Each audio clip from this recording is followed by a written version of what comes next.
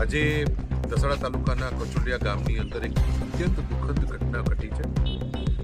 કચોલિયા ગામની અંદર બહેનો માટે ખાસ કરીને નાવા ધોવા, કપડાં ધોવા માટે જે અવાડો, જે સ્નાનઘાટ જે બનાવવામાં આવેલો છે, એ સ્નાનઘાટ આજે મહિના પહેલાં જ બનાવેલો છે અને મહિના પહેલાં બનાવેલો સ્નાનઘાટ સંપૂર્ણ રીતે ધ્વસ્ત થઈ જાય એ માની શકાય એવી ઘટના નથી. અને એની અંદર એક આશાસ્પદ દલિત સમાજની દીકરી વર્ષાબેન, લગભગ 38-40 વર્ષની ઉંમરની આશરે, એનું ભયંકર રીતે કરુણ મૃત્યુ થયું છે. ખૂબ જ દુઃખદ ઘટના છે. આ સમગ્ર કામની સરકાર પાસે આપણે માગણી કરીએ કે એની ઊંડી તપાસ થવી જોઈએ. મહિના પહેલાં બનેલો આ આખું કામ કઈ રીતે આવી રીતે આખું ધ્વસ્ત થઈ જાય, જાણે કે બ્લાસ્ટ થયો હોય અને બધી બાજુથી બધી જ દિવાલો એકસાથે પડી જાય, એવું કયા પ્રકારનું અહીં કામ થયું હશે એની પણ આપણે કલ્પના કરી શકતા નથી.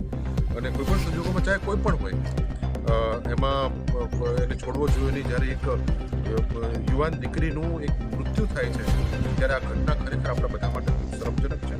અને હું આશા રાખું છું કે સરકાર આ બાબતમાં ખૂબ ગંભીર કાર્યવાહી કરશે.